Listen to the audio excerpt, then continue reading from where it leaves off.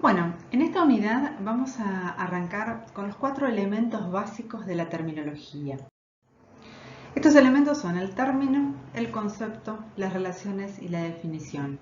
Y vamos a ver que estos 4 elementos básicos están muy relacionados entre ellos y cada uno tiene un rol fundamental en lo que es la terminología. Vamos a arrancar entonces con el con el término. Los términos, como estuvimos viendo, son conjuntos de palabras especializadas dentro de una disciplina. Son conocidas por los especialistas de la materia, aparecen con frecuencia muy elevada en cada uno de los documentos de esas disciplinas y poseen una vertiente sistemática que tiene que ver con que son unidades de un código establecido y una vertiente pragmática que tiene que ver con el uso en una situación de comunicación especializada para designar objetos de una realidad existente. Idealmente, cada término debería definir un concepto, es decir, cada término debería representar a un concepto. Sin embargo, la realidad es que los términos se van refiriendo a diversos conceptos y esto da lugar a estos fenómenos como son la polisemia, la homonimia y la sinonimia. La idea es que cada término relacione o exprese un nudo cognitivo. Es decir, el término es la parte, es algo que todavía no dijimos, es la parte física del concepto, ¿sí? El término es el concepto, como vamos a ver después, pero es la parte física, es decir, es la morfología, lo que podemos ver, lo que podemos modificar, lo que podemos derivar, es decir, esa parte, digamos, dentro de la terminología que va a quedar afectada por la gramática, con lo cual se va a poder clasificar en todos los tipos de palabras que nosotros conocemos. Con lo cual, el término representa un nudo cognitivo dentro de un campo de especialidad y este conjunto de nudos más las relaciones que se dan entre ellos van a representar ese entramado conceptual que se encuentra en el texto. Fíjense en este ejemplo donde tenemos los nudos cognitivos que están resaltados en rojo y en subrayadas están las relaciones. Es decir, lo que tenemos acá no son términos propiamente, sino son nudos de conocimiento, es decir, por dónde gira el conocimiento, dónde se encuentra el conocimiento. Después veremos hasta dónde llega el término, ¿sí? Desde el punto de vista gramatical o estructural. Entonces acá tenemos el edema agudo hemorrágico del lactante es una variante benigna de vasculitis leucocitoplástica que afecta a los niños menores de 2 años. Dos cosas, entonces. En principio, tenemos un edema agudo hemorrágico del lactante, es decir, una condición, algo que le pasa al niño, al lactante, que es una variante benigna de la vasculitis leucocitoplástica, con lo cual acá ya tenemos una relación entre este primer nudo cognitivo, que es el edema agudo hemorrágico, y esta variante benigna de la vasculitis, es decir, hay alguna enfermedad que se llama vasculitis leucocitoplástica que aparentemente tiene variantes. Acá dice la benigna, seguramente habrá alguna maligna de la que nosotros no nos vamos a enterar. Y el edema agudo hemorrágico es una de esas variantes o una de esas posibilidades. Entonces, con el uso de los verbos, con el uso del verbo es, en este caso, tenemos una relación de género-especie, es decir, existe una enfermedad que es el género y una variante que es la especie. ¿A quién afecta? A los niños menores de 2 años, que también es información que ya tenemos incluida en el primer nudo cognitivo, porque habla de lactante.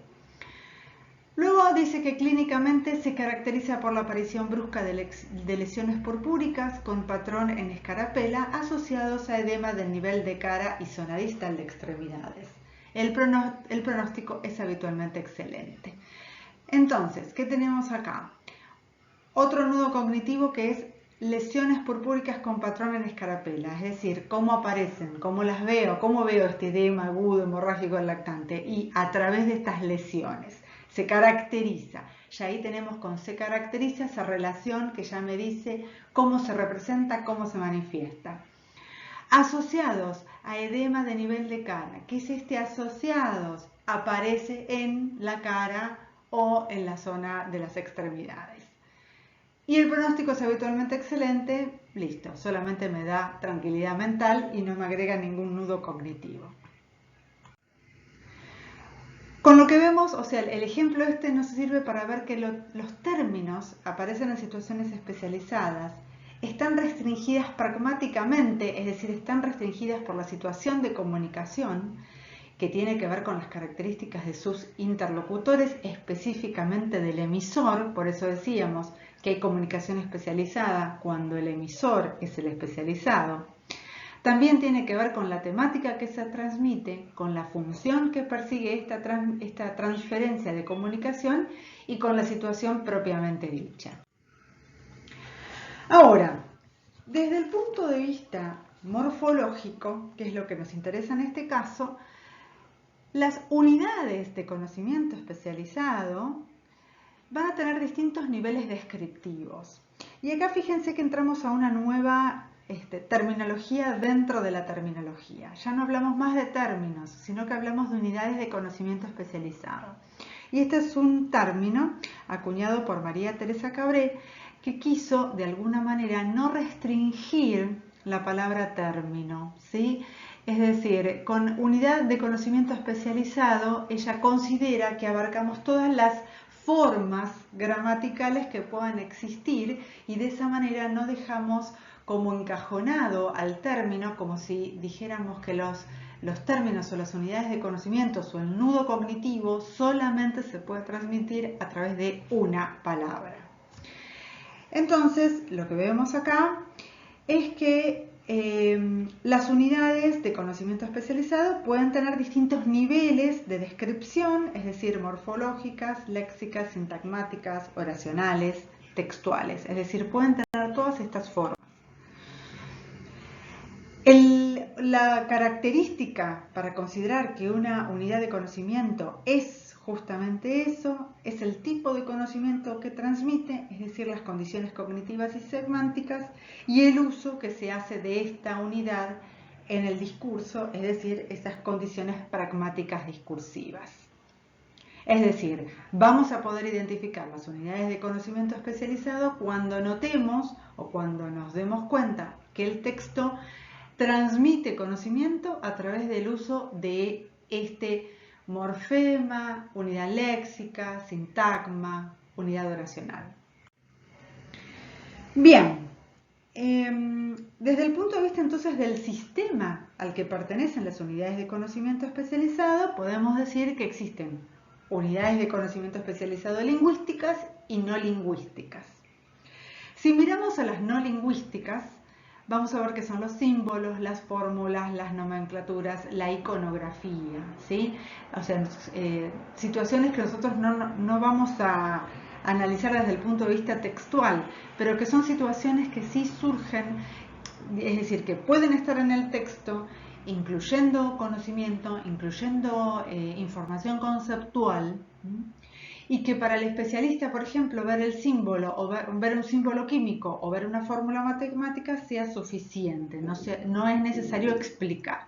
De ahí que relacionemos un poco con aquello que decíamos, que a un nivel muy especializado no hay formas lingüísticas en los textos. Por otro lado, las que sí vamos a analizar nosotros son las unidades lingüísticas y que allí van a aparecer las unidades léxicas, fraseológicas y oracionales. Vamos a ver entonces que morfológicamente las unidades lingüísticas pueden variar, como dijimos, pueden ser morfemas, como los que tenemos acá, sufijos, prefijos, monolexemas, es decir, abarcar una sola palabra, esos monolexemas es la palabra simple, polilexemas, cuando tenemos distintos sintagmas, nominales, preposicionales, adverbiales, etc., y oraciones. Y acá venimos a digamos, a relacionarlo un poco con lo que sería la unidad fraseológica, ¿sí? Porque esto de la unidad oracional después se fue de alguna manera trabajando un poco más dentro de lo que es la teoría comunicativa de la terminología, y consideramos que existen unidades fraseológicas cuando determinadas palabras o determinados términos con significado conceptual necesitan de ciertos verbos para poder funcionar. Y juntas forman otra entidad conceptual. Y el ejemplo que tienen acá es este de rectificar la posición de IVA, que para los contadores va a ser muy, muy conocida, y para el resto de los mortales, nada, chino. ¿Qué queremos decir con esto? Fíjense que rectificar es un término que podemos llegar a utilizar en muchísimas otras áreas. Sin embargo, acá rectificar la posición de IVA tiene todo un significado conceptual que significa justamente modificar esta declaración jurada del impuesto al valor agregado, que seguramente fue objetada por el fisco. Entonces, después tenemos dictar sentencia, que por ahí es más conocida, aunque sea jurídica, es mucho más conocida o la hemos escuchado mucho más en el ámbito de la lengua general.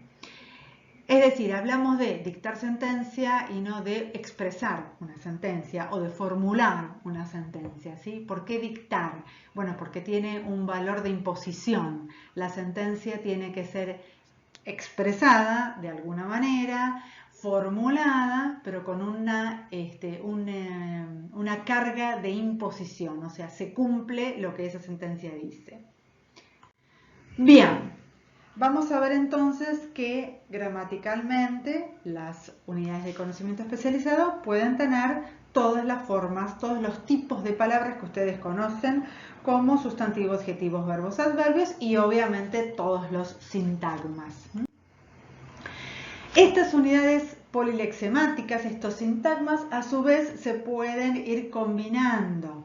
Y esto más que nada, más para que, o sea, más allá de que reconozcan la existencia, digamos, de las unidades polilexemáticas como expandidas, la idea es que sepamos identificar en el texto cuando hay un nudo cognitivo representado justamente por un sintagma expandido, como es este caso, ¿sí? Es decir, abrir la cabeza a que los términos, como nosotros los conocemos, o sea, estos términos especializados, estas unidades de conocimiento especializados, pueden llegar a ser entidades más largas que una palabra, incluso con todos estos condimentos, como vemos en